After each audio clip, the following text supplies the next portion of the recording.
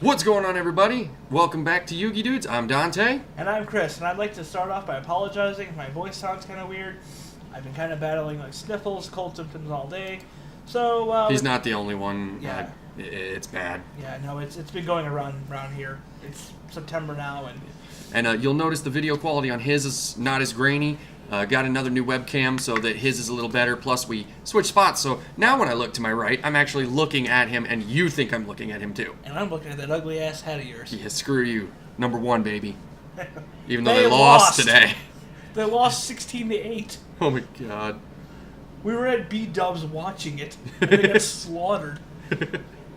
I don't know. Atlanta could have picked that. Or not Atlanta. Washington could have lost that game. In what context? The context of, screw it. We're winning. We forfeit. Anyway, so I had a little topic I want to talk about today. I just kind of went over it briefly with you. Mm-hmm. You know, in Yu-Gi-Oh, obviously some cards are better than others, right? I mean, that's pretty obvious, I would think. But there are some cards that, on paper, don't seem like terrible cards necessarily, but really they have effects that either, you know, their cost is too high, they have too big of a drawback, maybe they just, you know, they don't give you enough oomph, you know, bang for your buck, kind of like, you know, things like that. So today I wanted to go over like my top 3 cards that I just don't think are really worth like what they are. Yeah, I did that. I don't know what you did. Yeah.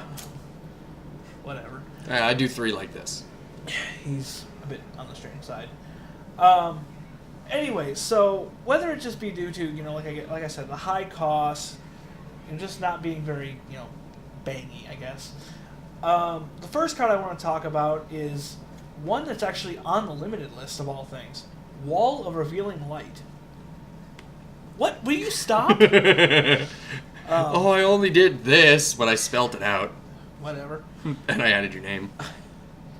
So anyway, Wall of Revealing Light. Yeah, everyone kind of forgets that this card is actually limited on the limited, you know, Forbidden Limited list. What does it do?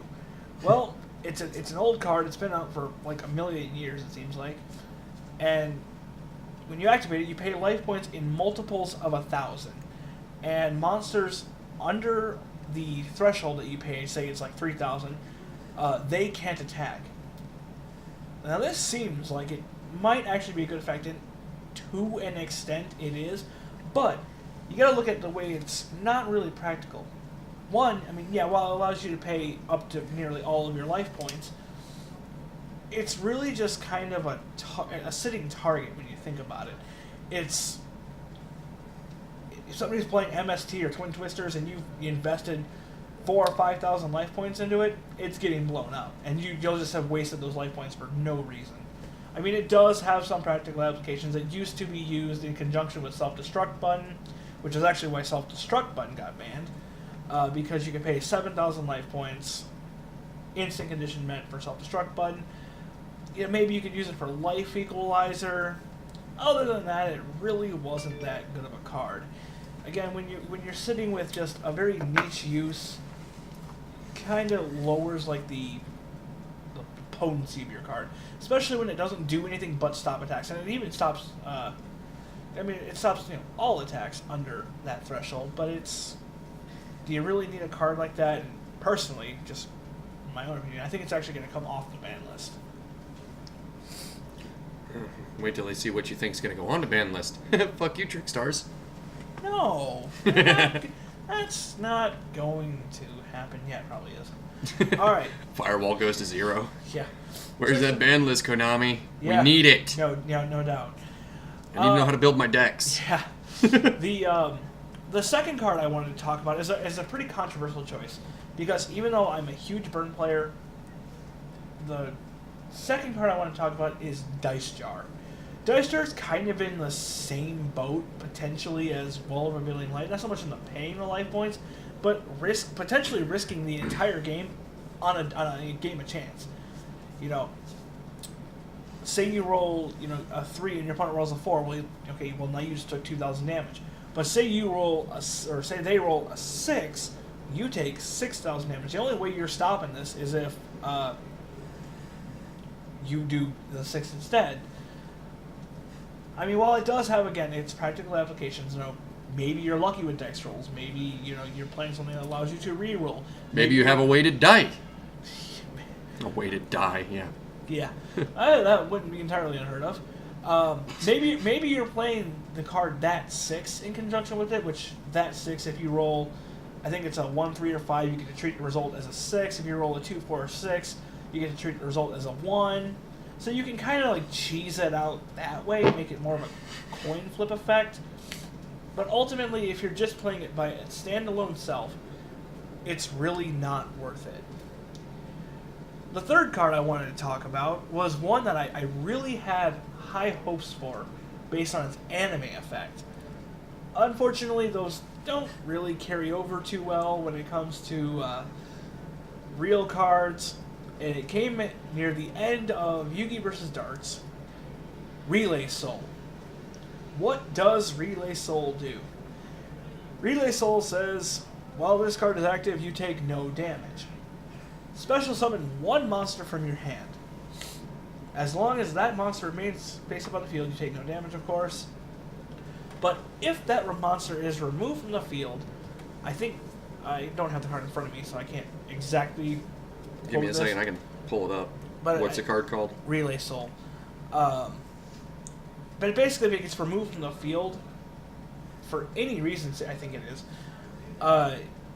your opponent automatically wins the game. This is the only... It's like 15 cents.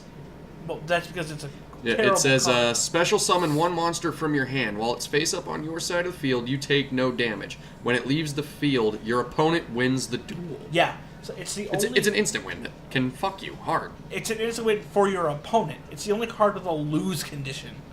That's the problem. It has a lose condition for you. It's so fucking stupid. Why? Well, there are, again, practical applications for it. Like, I know you can do certain things with the monster. You can, like, summon something that's just going to win the game. But at the same time, you're putting... It's literally an all your eggs in one basket situation. Yeah, that's Relay Soul's artwork. I'm showing you the artwork from the anime, obviously, but yeah. I know Yugi used it to actually save himself against darts, and he played Dark Magician Girl with it. Which did not get blown up because he used his Legendary Knights. Quite literally the most hentai card in the game. Really, we're going into hentai things? Really? I was going to say they can see my Magi Magician Girl right here in the middle between us. And her assets. You mean them titties? I mean assets. I know what you meant. But anyway, yeah, with Being polite. Really? You? Yeah, I'm going to hell, but I'm being polite. I'll see you there. Anyway, yeah, so with seat Relay reserved. Soul, with Relay Soul, just having its instant lose condition, it's really not even worth playing, and that's why nobody does. I know it did have a very weird use in, like, of all things, dust-ons, when those are relevant. Which was how long ago? A few years. It was before Lynx. Most things relevant were before Lynx. Yeah, it wasn't all that relevant before Lynx anyway, but it did have a niche use in a weird dust-on burn deck, where, like, you could, play one thing that could, like, I don't know, it just did things. You could, like, burn your opponent slowly, while at the same time you also protect yourself from damage. You just clog their field with dust-ons. For people who wouldn't know what Yu-Gi-Oh was, like, say I had roommates, they'd probably think we're talking about murder. Just slowly burn your opponent. I can see that. Slowly burning your opponent. So yeah, those are my 3 cards. I know there are a whole bunch of other cards we could probably include on this list. Either things with like really hard summoning conditions, or things that just don't do anything really when they're summoned. Like, I mean, you can think of like Mott, and the way it's summoned is like a level 1 dark fiend type monster, and like a level something. I can't remember what the other one's like. A Level something monster. something. I can't remember how you summon It's a monster. But basically, it has the potential of gaining 3,000 attack if you can guess the top 3 cards in your deck. That's just a really hard summoning condition. Now, one card that people do argue, you're probably going like, where's Pot of Desires? The thing is, Pot of Desires is actually a good card. Yeah, you lose a lot of your deck, but you get to draw 2 cards. And card advantage in Yu-Gi-Oh! Is so important. as we've discussed before, or maybe we've discussed before, maybe we haven't hit on it yet. I don't know. But anyway, We'll figure it out. Yeah. But, even though you go neg 9 with Pot of Desires, it's still considered a worth it card because you're getting those 2 draws. And chances are, in most of today's, meta relevant decks, losing 10 cards isn't that big of a deal. Like, you can work around that. Maybe you get unlucky and you burn a 1 of with it, but I was gonna say there's a lot of decks nowadays that require you to banish cards so it works in your favor. well, it's really good for comboing with Eater of Millions, which is another really good card. The card is Cancer. It is. I mean, you get King of Cancer decks. You get an additional Cancer decks, mind you. Yeah, I have several decks in my case that it's off screen right now, but that is so. It ends up actually being a good card. That fucking thing on my stove. You like my case and you know it. Yeah, I wish I had one, but on my stove of all places? Like, really? Yeah. Yeah. I guess it was the one place it fit. It is Currently. rather large. Not big enough. Compensating? Not big enough to hold my ego. Nothing's big enough. Shut up. Not even Jupiter. Fuck off. Anyway, that's all I wanted to cover in this video. If you like everything, give us a like, subscribe, Hit that little bell button over here. and we will see you next time. Bye bye.